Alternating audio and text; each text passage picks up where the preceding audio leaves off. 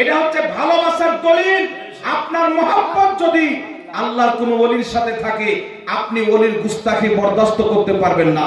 আপনার মহব্বত যদি সাইফে মিল্লাতের সাথে থাকে, আপনি তিনার বুরাই সহ্য করতে পারবেন না।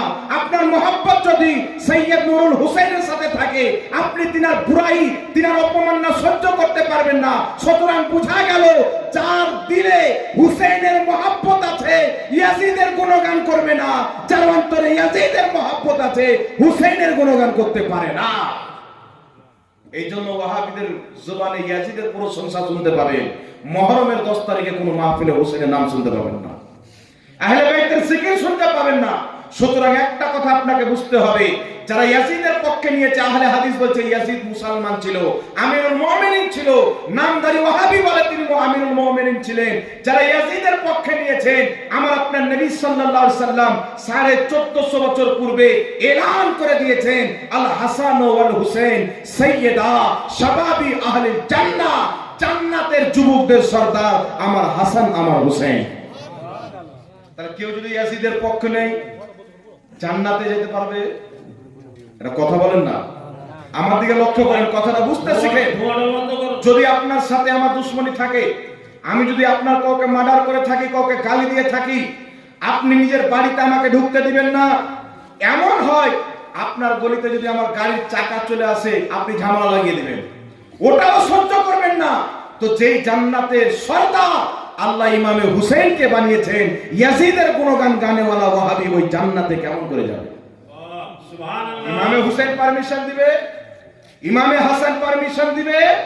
জান্নাতি যুবকদের সরদার ইমামে হাসান ইমামে হুসেন, জান্নাতি রমণীদের সরদারনি সাইয়্যিদা ফাতিমাতুজ জাহরা রাদিয়াল্লাহু তাআলা আনহা, আর তিনারই আওলাদ হচ্ছেন সৈয়দ নুরউদ্দিন আল বুখারী। বলেন সুবহানাল্লাহ।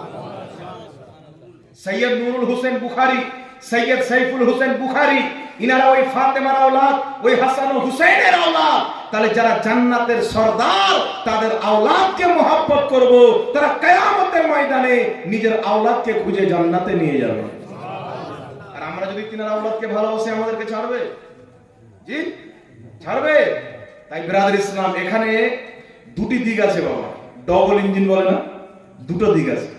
একটি হচ্ছে পীর, তো অনেকেই আছে, হ্যাঁ পীর তো আছে, যেমন বড় পীর আব্দুল কাদের জিলানী হচ্ছেন আওলাদে রাসূল, হাসানি হুসাইনি সৈয়দ, কিন্তু তিনার পীর সৈয়দ না। হযরত মাখদুম সিন্না রাহমাতুল্লাহ আলাইহি তিনি সৈয়দ, তিনার পীর আলাউল হক পান্ডে রাহমাতুল্লাহ আলাইহি সৈয়দ না, কিন্তু পীর তো বটে। পীর হওয়ার জন্য তো সৈয়দ হওয়া শর্ত না, কিন্তু এখানে ডবল আছে, এখানে নবীর আওলাদও আছেন, প্লাস পীরও আছেন।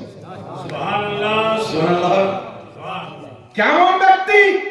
আলা হযরত রাদিয়াল্লাহু তাআলা আনহু ফাতাওয়া রাজবিয়া শরীফের মধ্যে লিখছেন, শুনো, যারা সৈয়দ বংশের, নবী বংশের ব্যক্তি, তারা যদি ফাসিক হয়ে যায়, প্রকাশ্যে গুনাহ করে নেয়, তবুও তাদের তাজিম করা ওয়াজিব আছে।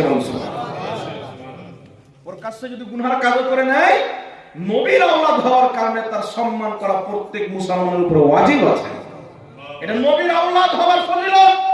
আর যদি কোনো পীর সৈয়দ না থাকে, ফাসিক থাকে, তার তাওহীন করা ওয়াজিব, আর তাওহীন করা ওয়াজিব। তাহলে নবীর আওলাদের কত মর্যাদা বুঝতে পেরেছেন? বুঝতে পেরেছেন তো আপনারা?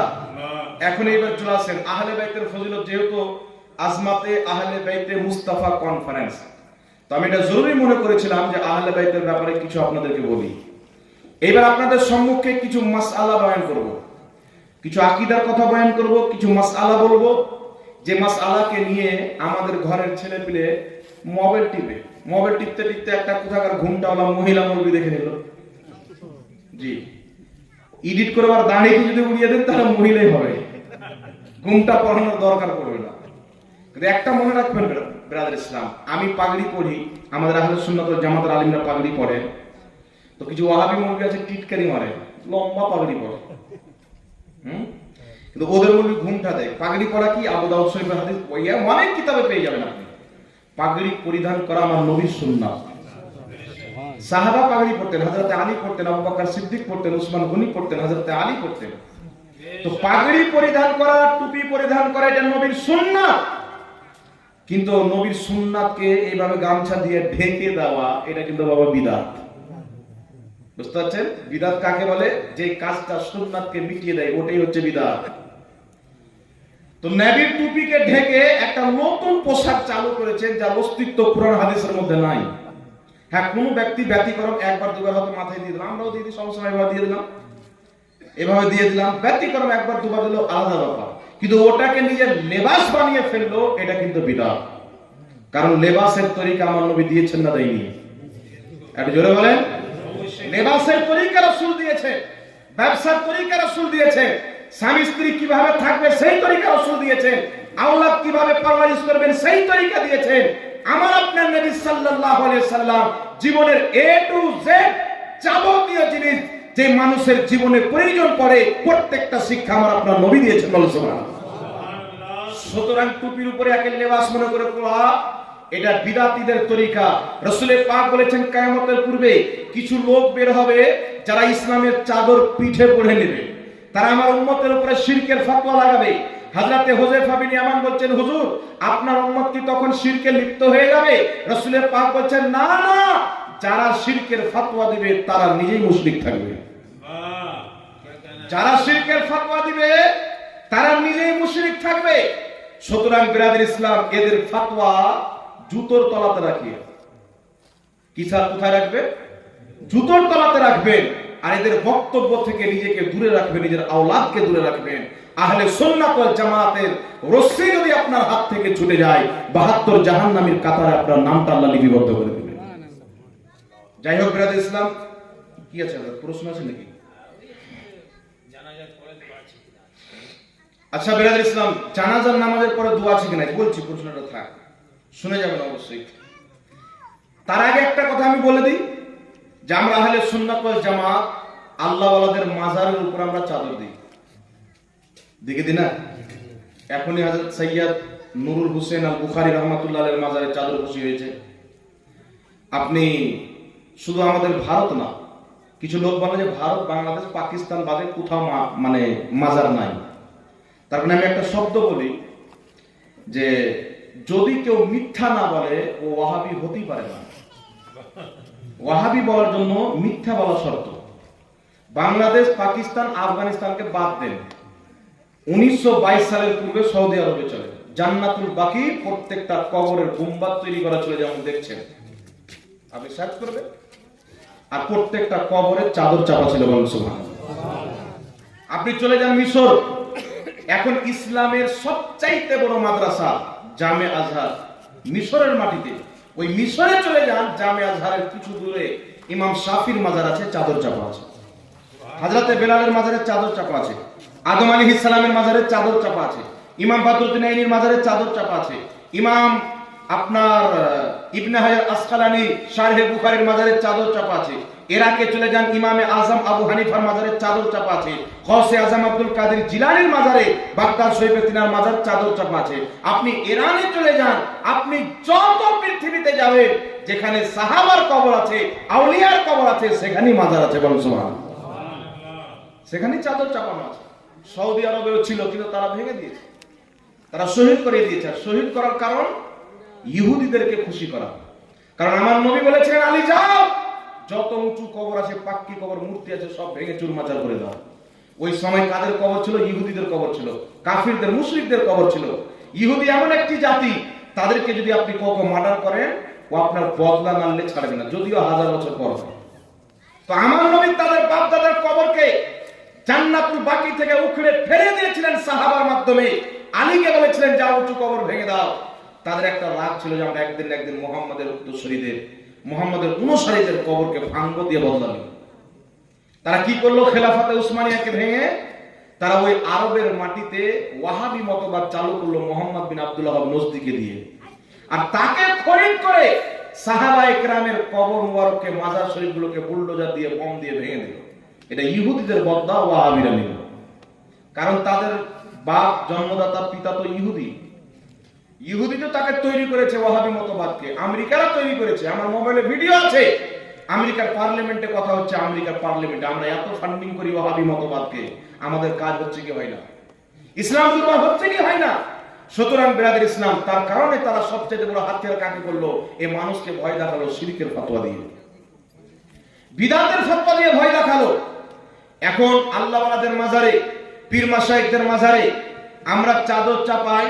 এই চাদর চাপানোকে শিরিক বলা হয়। শিরিক কাকে বলা হয়? কোন ব্যক্তি যদি কোন গায়রুল্লাহকে আল্লাহর সমতুল্য মনে করে তাহলে শিরিক হবে। বুঝতে পারছেন?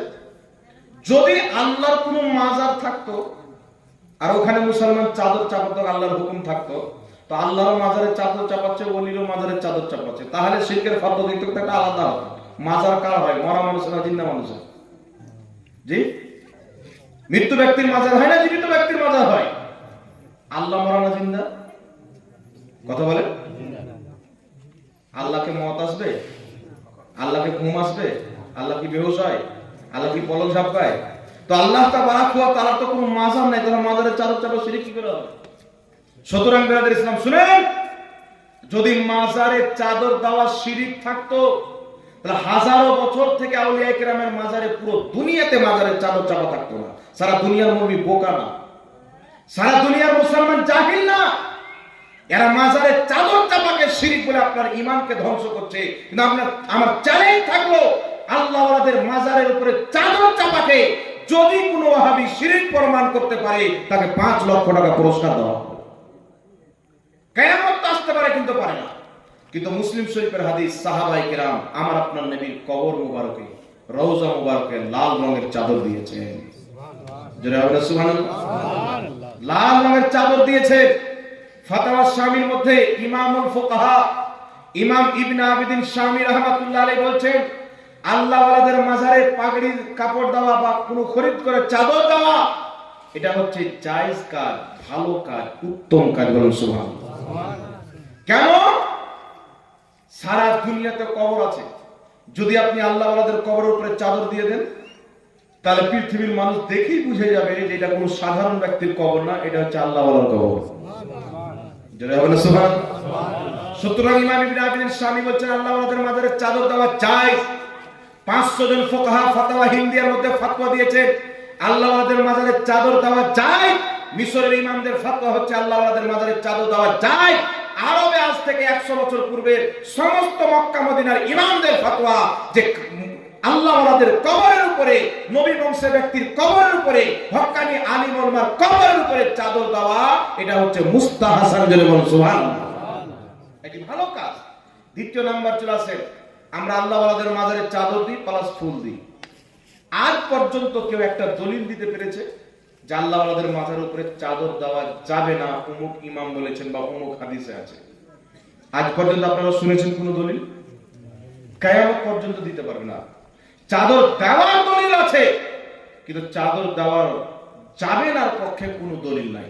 সুতরাং যারা বলে চাদর দেওয়া অমুক, চাদর দেওয়া ধমুক, এদের কপাল পোড়া, কোনো দলিল নাই, মানুষকে গোমরাহ করার জন্য। সুতরাং নিজের পীর মুর্শিদের বা কোনো আউলিয়া কেরামের মাজারে কেউ যদি চাদর চাপায়, এতে কোনো নাজায়েজ বা হারাম নাই, এই কাজটাকে ফুকাহা কেরাম জায়েজ বলেছেন। দ্বিতীয় নম্বরে আল্লাহ ওয়ালাদের মাজারে আমরা যাই ফুল দিই, দেখি দিই না? এই ফুল দেওয়ার কারণ আছে। অনেকে বলে মাজারে ফুল দেওয়াও শিরক, এই কথা বলে কি বলে না? কিন্তু শুনেন, মাজারে ফুল দেওয়া আগে একটি হাদিস শুনেন। তিরমিজি শরীফের মধ্যে হাদিস, ফাতহুল বারির মধ্যে ইমাম ইবনে হাজার আসকালানী হাদিসটি লিখেছেন, ওই উমদাতুল কারির মধ্যে ইমাম বদরুদ্দিন আইনি হাদিসটি উল্লেখ করেছেন। নবী পাক সাল্লাল্লাহু আলাইহি ওয়াসাল্লাম একটি রাস্তা দিয়ে একটি বাগানের দিকে গেলেন। হঠাৎ করে একটি জায়গাতে দাঁড়ালেন যেখানে কবর ছিল। সরকারে কায়নাত সাল্লাল্লাহু আলাইহি সাল্লাম বললেন, এই দুটি কবরে আযাব হচ্ছে। সাহাবা বললেন, ইয়া রাসূলুল্লাহ, কি কারণে আযাব হচ্ছে? আমার আপনার নবী বললেন, কারণ হচ্ছে একজন পেশাবের ছিটা থেকে বাঁচছিল না, আর একজন ব্যক্তি চুগলি করত, এই জন্য দুইজনের কবরে আযাব হচ্ছে। আমার আপনার নবী সাল্লাল্লাহু আলাইহি সাল্লাম বললেন, তোমরা যাও খেজুরের ডানা নিয়ে এসো। সাহাবায়ে কেরাম একটি খেজুরের পাতা ডানা ভেঙে নিয়ে আসলেন। আমার আপনার নবী সাল্লাল্লাহু আলাইহি সাল্লাম ডানাটিকে দুই ভাগে বিভক্ত করে কবরের উপরে রেখে দিলেন। রাখার পরে বললেন, যতদিন পর্যন্ত এই খেজুরের ডানা কাঁচা থাকবে, এই ব্যক্তিদের কবরের আযাবে কমতি থাকবে। বলেন সুবহানাল্লাহ। কমতি কেন থাকবে? ইমাম বদরুদ্দিন আইনি রাহমাতুল্লাহ আলাইহি বুখারী শরীফের সারা উমদাতুল কারীর মধ্যে বলছেন যে এই জন্য কমতি থাকবে যে খেজুরের দানা যতদিন পর্যন্ত কাঁচা থাকবে তারা তাসবিহ পাঠ করবে আল্লাহ, আর আল্লাহর তাসবিহ পাঠ করার সওয়াব এই মুর্দার কবরে যাবে, ফলে তাদের কবরের আযাবে আল্লাহ কমই করে দিবেন। কারণ আল্লাহ পবিত্র কোরআনে বলেছেন সাব্বাহা লিল্লাহি মা ফিস সামাওয়াতি ওয়াল আরদ, জমিন আকাশে যা কিছু আছে আল্লাহ তাসবিহ পাঠ করে। জমিন আকাশে যা কিছু আছে আল্লাহ তাসবিহ পাঠ করে। সুতরাং আল্লাহ ওয়ালাদের জমিন আসমানে যা কিছু আছে আল্লাহ তাসবিহ পাঠ করে। তাই ইমাম বদরুদ্দিন আইনি বলছে যে এখান থেকে বোঝা গেল যদি একটি গাছের পাতার তাসবিহ পাঠ করার বরকতে মৃত্যু ব্যক্তির কবরের আযাবের কমতি হয়ে যায়, তখন আশরাফুল মাখলুকাত নবীর কলমা পড়নেওয়ালা মানব জাতি যখন মৃত্যু ব্যক্তির নামে কোরআন তেলাওয়াত করবে, কলমা খানি করবে, তাসবিহ তাহলিল পাঠ করবে, তাদের পাঠ করার সওয়াব অবশ্যই মুর্দার কবরে যাবে, মৃত্যু ব্যক্তি উপকৃত হবে। বলুন সুবহানাল্লাহ। এই হাদিস থেকে ফুকাহায়ে কেরাম ইস্তেমবাত করেছেন। ইমামুল ফুকাহা ইমাম ইবনে আবিদিন শামী রাহমাতুল্লাহ আলাইহি ফাতাওয়া শামীর মধ্যে বলছেন যে এই হাদিস থেকে ফুকাহায়ে কেরাম ইস্তেমবাত করে ফতোয়া দিয়েছে যে আল্লাহ ওয়ালাদের মাজারে কাঁচা ফুল দেওয়া এটা মুস্তাহাসান। জোরে বলুন সুবহানাল্লাহ। কারণ ওই ফুল যতদিন পর্যন্ত তাজা থাকবে, কাঁচা থাকবে, আল্লাহ তাসবিহ পাঠ করবে, আর তার তাসবিহ পাঠ করার সওয়াব আল্লাহ ওয়ালার কবরে যাবে, ফলে আল্লাহ ওয়ালার মর্যাদাকে আল্লাহ আরো বৃদ্ধি করবে। বলুন সুবহানাল্লাহ। এই জন্য ফুকাহায়ে কেরাম আল্লাহ ওয়ালাদের কবরে উপরে কাঁচা ফুল দেওয়াকেও জায়েজ বলেছেন, চাদর দেওয়াকেও জায়েজ বলেছেন। সুতরাং যারা বলে আল্লাহ ওয়ালাদের কবরে চাদর দেওয়া বিদআত, ফুল দেওয়া বিদআত, এদের কথা হলো ভিত্তিহীন, এরা হচ্ছে মিথ্যাবাদী। ইমামদের ফতোয়া হচ্ছে জায়েজ। জোরে বলুন সুবহানাল্লাহ। তো ফতোয়া কাদের মানতে হবে? জোরে বলেন। ইমামদের না মানতে হবে? এখন বর্তমানে আরেকটা মাসলা হলো আমাদের আহলে সুন্নাত ওয়াল জামাতের মধ্যে দেখতে পাওয়া যায় মানুষ আল্লাহ ওয়ালাদের মাজারে কুরবানির খাসি নিয়ে আসে, খাসি নিয়ে আসে, মুরগা নিয়ে যায়, যায় কি যায় না? কেউ আবার গরু নিয়ে যায়, নাজার স্বরূপ যায় কি যায় না? এটাকে আপনার বর্ধমানের সাইডে একটা পোল্ট্রি মুরগি বেরিয়েছে, গোপাল ভাগ, এই পোল্ট্রি মুরগি বলছে যে মাজারে যেগুলো খাসি দেওয়া হয় এই খাসিগুলো খাওয়া সুমার চাইতেও বেশি হারাম। বলেন নাউজুবিল্লাহ। আচ্ছা বলেন তো বাবা, সুমারকে কে হারাম করেছে? কথা বলেন। সুমারকে কে হারাম বানিয়েছে? আল্লাহ না? জি, সুমারকে আল্লাহ হারাম বানিয়েছে। তাহলে যেই জিনিসকে আল্লাহ হারাম বললেন, আল্লাহর চাইতে বেশি বড় হারাম কে বানাতে পারে? জোরে বলেন। আল্লাহ বলছে সুমার হারাম, আর এই বলছে সুমার চাইতে বেশি হারাম। তাহলে আল্লাহর বানানো হারামটা ছোট হয়ে গেল, আর বানানো হারামটা বড় হয়ে গেল নাকি? এর ঈমান আছে? এর বউ তালাক হয়ে গেছে। এ যেমন সাওকাতের জারু সন্তান, ওর বেটাও জারু সন্তান। তাহলে আরাম যারা যখন হবে তো ফতোয়া কেমন হবে? এরকমই হবে। কিন্তু শুনেন বিরাদর ইসলাম, আল্লাহ ওয়ালাদের মাজারে খাসি নিয়ে যাওয়া যাবে কিনা, আল্লাহ ওয়ালাদের মাজারে মুরগা নিয়ে যাওয়া যাবে কিনা, আল্লাহ ওয়ালাদের মাজারে গরু নিয়ে যাওয়া যাবে কিনা, সেখানে নিয়ে গিয়ে আল্লাহর নাম নিয়ে জবাই হয়, বিসমিল্লাহি আল্লাহু আকবার, ওই গরুটা খাওয়া যাবে কি যাবে না, নিয়ে যাওয়া যাবে কি যাবে না, নাজরানা স্বরূপ, হাদিয়া স্বরূপ, ইসালে সওয়াবের নিয়তে মুসলমান নিয়ে যায়, যাবে কি যাবে না? আবু দাউদ শরীফের মধ্যে একটি হাদিস শুনেন, নবী কায়নাত সাল্লাল্লাহু আলাইহি ওয়াসাল্লামের দরবারে একজন ব্যক্তি আসলেন, আসার পরে বলছেন ইয়া রাসূলুল্লাহ, ইয়া হাবিবাল্লাহ, আমি অমুক জায়গাতে, জায়গাটির নাম হলো বেওয়ানা, বেওয়ানা নামক জায়গাতে আমি একটি মিন্নত মেনেছি যে ওই জায়গাতে একটি পশু জবাই করব। তো হুজুর আমি কি আমার মিন্নত পূর্ণ করতে পারি? ওই জায়গাতে পশু জবাই করতে পারি? নবী কায়নাত সাল্লাল্লাহু আলাইহি ওয়াসাল্লাম বলেন সেখানে কি মুশরিকদের কোনো মূর্তি ছিল? বলেন না। মুশরিকদের কোনো মেলা ছিল? বললেন না। তাহলে তুমি তোমার মিন্নত পূর্ণ করতে পারো, সেখানে গিয়ে তোমার পশু জবাই করতে পারো। বলুন সুবহানাল্লাহ। বুঝতে পারছেন কথা আমার? নবী পাক সাল্লাল্লাহু আলাইহি ওয়াসাল্লাম বললেন যদি মুশরিকদের ইবাদত না হয়ে থাকে, মুশরিকদের মেলার জায়গা না থাকে, যারা মূর্তি পূজা করে, অগ্নি পূজা করে, চন্দ্র পূজা করে, সূর্য পূজা করে, তাহলে তুমি গিয়ে তোমার মিন্নত ওখানে পূর্ণ করতে পারো, তোমার ইচ্ছা পূর্ণ করতে পারো। তুমি তোমার ছাগল বা গরু যাই হোক ওখানে গিয়ে জবাই করে খেতে পারো। জোরে বলুন সুবহানাল্লাহ। ওই জায়গা কি? বেওয়ানা নামক জায়গা। ওই জায়গা জান্নাতের টুকরা বলা হয়নি, ওই জায়গাকে জান্নাতের বাগান বলা হয়নি, কিন্তু আল্লাহ ওয়ালাদের মাজারকে জান্নাতের বাগান বলা হয়েছে, আল্লাহ ওয়ালাদের কবরকে জান্নাতের টুকরা বলা হয়েছে।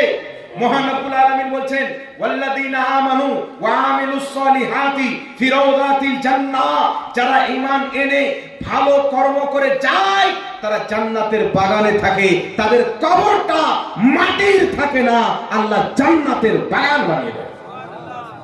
তিরমিজি শরীফের মধ্যে হাদিস, রাসূল পাক সাল্লাল্লাহু আলাইহি ওয়াসাল্লাম বলছে যখন কোন ঈমানদার, যখন কোন মুমিন আল্লাহর ওলি বান্দা কবরে যায়, সঙ্গে সঙ্গে আল্লাহ তার কবরটাকে জান্নাতের বাগান বানিয়ে দেয়। তো বেওয়ানা নামক জায়গা, যেটা জান্নাতের বাগান বলে ঘোষিত করা হয়নি, যেটাকে জান্নাতের টুকরা বলা হয়নি, সেই জায়গাতে যদি ছাগল জবাই করলে, গরু জবাই করলে, ওট জবাই করাকে আমার নবী অনুমতি দিয়েছেন, তো বোঝা গেল যে আল্লাহ ওয়ালাদের রওজা মুবারককে আল্লাহ কোরআনে জান্নাতের বাগান বলেছেন, নবী হাদিসে জান্নাতের বাগান বলেছেন।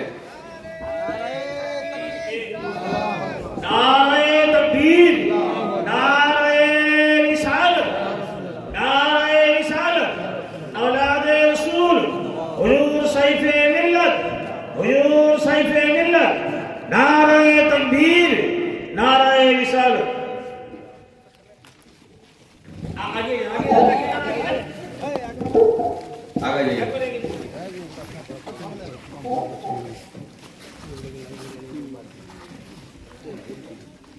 তাহলে কি বোঝা গেল বিরাদর ইসলাম?